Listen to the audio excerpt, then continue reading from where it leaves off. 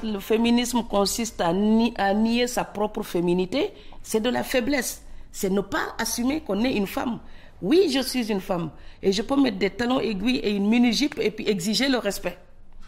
Donc, pour me faire respecter, je n'ai pas besoin de m'habiller comme un camionneur. Le féminisme cesse d'être une question à partir du moment où vous avez le courage de mener la vie que vous avez choisie. Ça veut dire à partir du moment où vous avez le courage de vous casser la figure et de vous relever et ne pas dire « Ah, je me casse la figure parce que je suis une femme ». Vous savez, ça ne change rien. Il y a aussi des hommes qui se cassent la figure. Et je connais beaucoup de femmes qui s'en sortent dans la vie 10 000 fois mieux que des hommes. Donc on ne peut pas justifier tout son destin tout simplement parce qu'on est une femme. Je veux dire, la même femme et un homme, une femme, vous leur donnez les mêmes conditions sociales. Si l'un est courageux et travaille dur pour avancer, il va s'en sortir. Si la femme, vous lui donnez tous les moyens du monde et qu'elle ne veut pas se battre, elle ne va pas s'en sortir.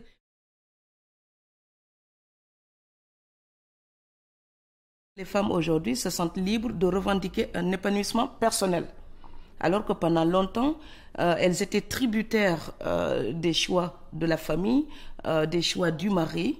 Donc, elles subissaient en quelque sorte leur destin. Le mouvement migratoire des femmes correspond en même temps à une période de libération, à une affirmation de la liberté des femmes.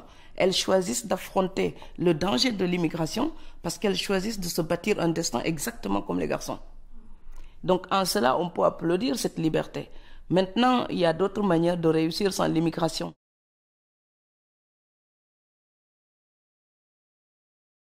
Parfois, les gens ils me disent « Ah, vous vous battez contre les violences faites aux femmes. » Je ne me bats pas contre quoi que ce soit. Je m'explique. Je me bats pour. Je me bats pour les droits des femmes.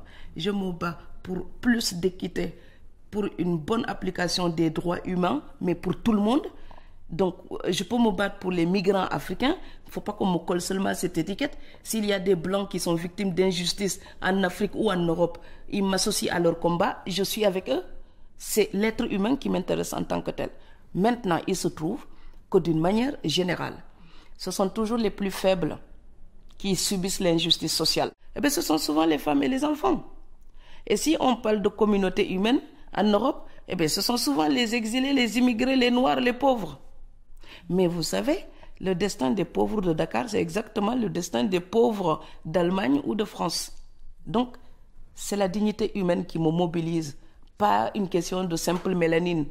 Donc voilà, si vous avez votre mélanine et que vous êtes un grand despote en Afrique, je n'ai rien à faire pour vous défendre. Voilà, maintenant si vous êtes tout blanc et que vous êtes victime d'injustice, ça m'interpelle et je vais me battre à vos côtés. Je ne suis pas raciste. Et les racistes blancs ou noirs, je ne les aime pas. Voilà. Donc c'est l'être humain qui m'intéresse.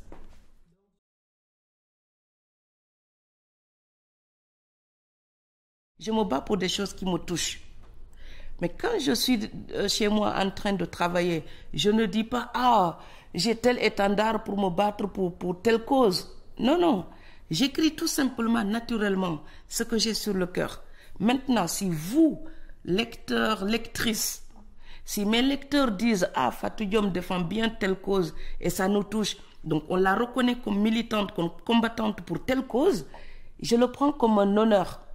C'est comme une distinction qu'on me donne. Mais je trouve prétentieux quand un auteur dit « Je suis militant de ceci, je suis engagé pour ceci, je suis engagé pour ceci ». Vous savez, c'est ne pas être engagé qui est anormal. Quand on est un être humain sensé et qu'on veut faire œuvre artistique, ne pas être engagé, c'est être imperméable aux problèmes de sa société.